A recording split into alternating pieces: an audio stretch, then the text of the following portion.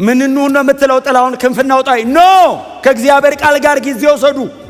ዲቮሽን ይኑራችሁ። እግዚአብሔርን ቃል የምታነቡበት የምትጸልዩበት ጊዜ ይኑራችሁ። እናንተና መንፈስ ቅዱስ አብራችሁ ጊዜ ውሰዱ።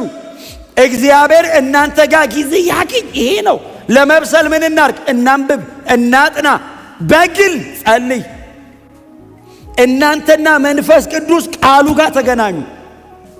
ሌላ አይደለም እያለ ያለው በጣም የተለየ ሚስጥር አይደለም።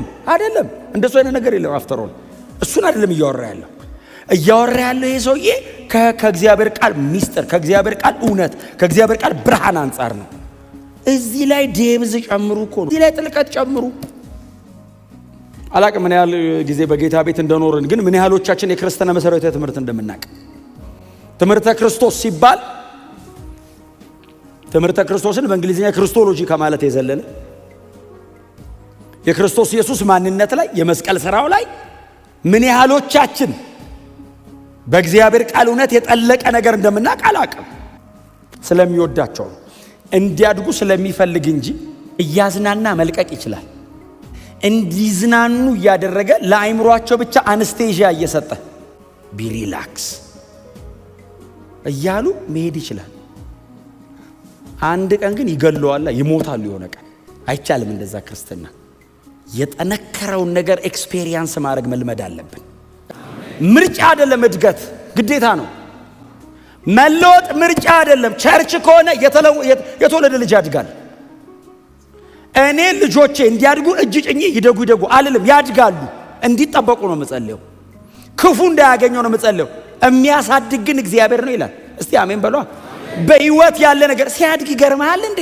ጤነኛ ነው የምትለው እንጂ አደገ ወይ ጉድ ይባላል እንዴ? ባያድግ ነው የምንጸልየው። ካደገ ናቹራል ነው። እኔ ቤቴ የማልክደውን እድገት ቸርች መጥቼ ለምንድን ነው የምክደው? ማቹር ኖርንበትን ዘመን ቁጠሩ። ስንት ዓመታችሁ ነው በጌታ? እስቲ ቁሙና ዝም ብላችሁ አስቡት ወደ ኋላ። ስንት ዓመታችሁ ነው በጌታ? መቼ ነው ጌታን ያገኛችሁት? ወደ ኋላ።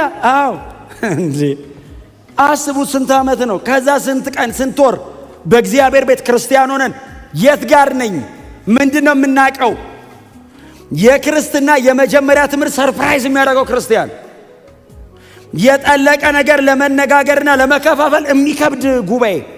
ይኸው ከበደ እኮ አቃተኛል እንዲህ ላውራ።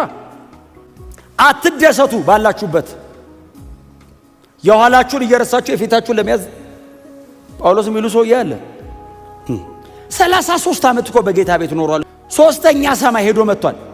የንጥቀትን ትምህርት አስተምሯል። ትምህርተ ክርስቶስ ልነግራችሁ ከሚችለው በላይ እግዚአብሔር መንፈስ ቅዱስ ቆላስያስን ጽፎታል ከዛ በፊት። ይሄንን ሁሉ የሚያውቅ ሰውዬ ምንም አላስኩም አለ። በትህትና ጎናቸው ለሰው የት ጋር ነው በሉት እንዴ? ጳውሎስ ያን ሁሉ ነገር እያወቀ ምንም ካልያዘ የለንም መጀመርን። እውነቴን ነው የምነግራችሁ። እኔ ልወቅሳችሁ አይደለም፣ መደንገጥ አለብን። በደረሳችሁበት ሌቭል ሳቲስፋይድ አትሁኑ። ምን እናርግ?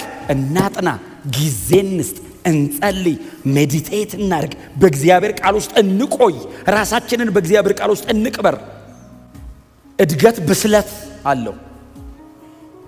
ብስለት የሚመጣው በምግብ ነው። ምግብ ምንድን? የእግዚአብሔር ቃል ነው። ምግብ ሌላ ምግብ አለ ቸርች? የለም። ምግብ የእግዚአብሔር ቃል ነው። መንፈስ ተሞልታችኋል። መንፈስ ቅዱስ እናንተ ውስጥ አለ። ታዲያ ምንድነው የማድገው? የእግዚአብሔር ቃል። የጠለቀ ነገር ማዳመጥ መቻል፣ የጠለቀ ነገር ማንበብ መቻል፣ ወደ ጠለቀው ነገር መጠጋት መቻል። ምንም ነገር ቢነሳ፣ ማንም ተነስቶ የፈለገውን የስተት ትምህርት ይዞ ቢመጣ የምትፈሩ መሆን የለባችሁ። ይወስዷቸው ይሆን መባል የለበትም። እርግጠኛ ነን የምትባሉ መሆን አለባችሁ። የግል ጊዜ ከእግዚአብሔር ቃል ጋር፣ የግል ጊዜ ስፔሻሊ ከእግዚአብሔር ቃል ጋር። እግዚአብሔር ቃል የተጠቀጠቀ ሰው ምንም ብታደርገው ፊርም ነው ስታንዱ። ኢየሱስ ያገለገለውን አገልግሎት ሂዱና እዩ። 70% ትምህርት ነው፣ 20% ስብከት ነው፣ 10% ነው ተአምር። 90% የእግዚአብሔር ቃል ጋር የተያያዘ ነው አገልግሎቱ። ወደ እግዚአብሔር ቃል እንመለስ፣ ወደ መጽሐፉ እንመለስ። ኢየሱስ ፎከስ ያደረገበት ጋር ፎከስ አድርጉ። ሐዋርያቱ የቆዩበት ጋር ቆዩ።